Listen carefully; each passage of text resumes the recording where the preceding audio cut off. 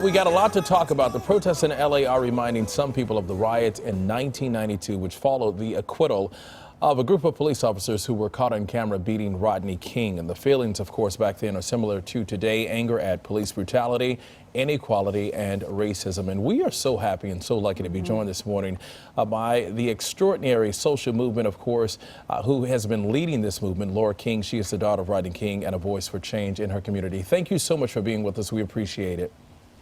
Thank you for having me. First, I want to talk to you about just your feelings now, just seeing what's going on, not just here in LA, but across the country and the entire world. My feeling is real frustration, real anger, real numbness, because it's like a repetitive thing. And you get to a point to where, everybody reacts different. So it's just really unfortunate. The whole situation is really unfortunate. And I already know the answer to this question, but I want to ask you, do you feel like much has changed since 1992? Overall, no, I don't. I don't at all. We're still in the same place. So what's the solution? What do we do? How do we, and where do we go from here? How do we solve this issue? And again, that's one of the things that we do over at the Rodney King Foundation.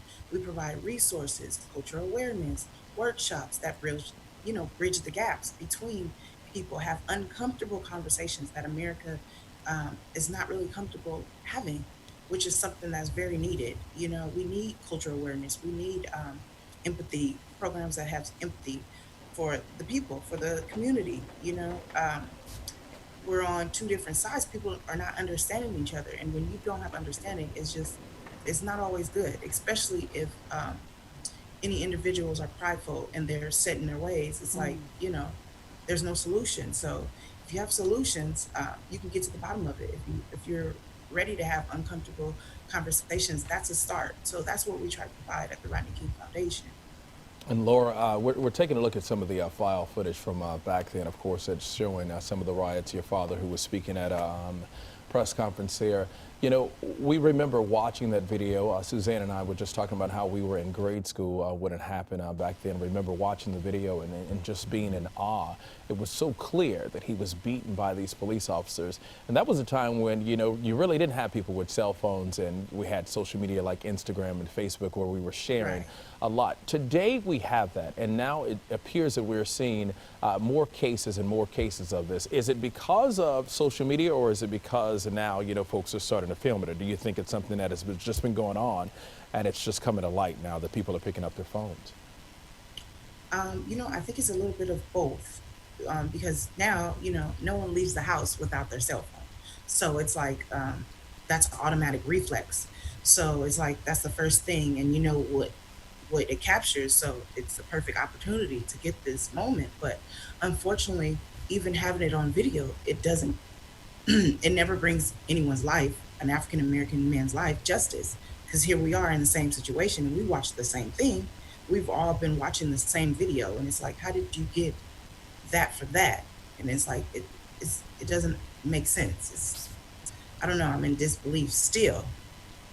And you can talk about, the number of cases, of course, the more recent cases with Breonna Taylor, Ahmaud Arbery, and then the Aiden Cooper situation in Central Park, and then George Floyd. What were you thinking when you saw that picture with that officer in his knee, kneeling, and that man's neck?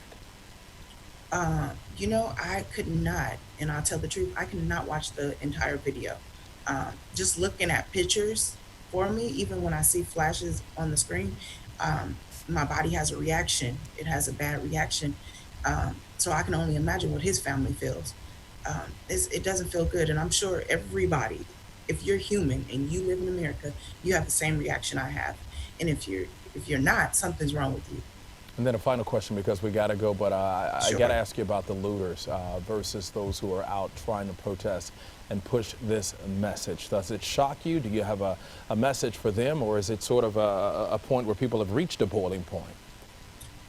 I can only speak for myself. It's the whole situation is unfortunate because I can't tell people how to express their anger or hurt. I can only speak for myself.